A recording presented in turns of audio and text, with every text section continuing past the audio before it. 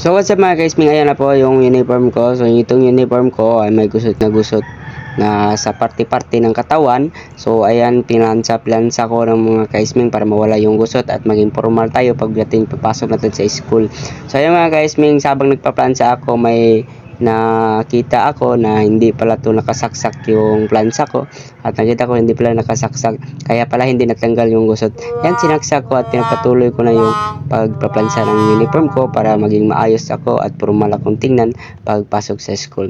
Ayun mga kaisming, at tapos na ako magplansa at giibot na ako. So mo to mga kaisming, inibot ko na. So ayan, nakita nyo, napakaganda na at malinis na, hindi tulad na kanina na hindi siya malinis. Ayun, to slacks ko, hindi ko na pinlansa kasi maayos naman.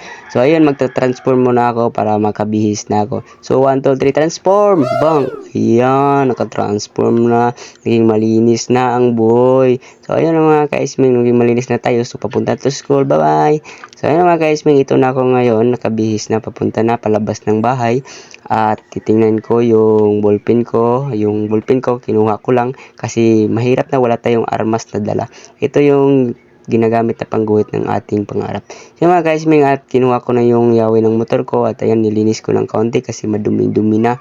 Ang dumi na ng motor ko, marami ng kalawang, so hindi na dread ng dalawang araw. So pinaandar ko na, at ayun mga guys, pinaandar ko na at pinastar na ako kay teleport dapat na paingon sa school. Bang! Uy! Ala! Abutin to sa school ba? Grabe nga, oy! Naku, school bay!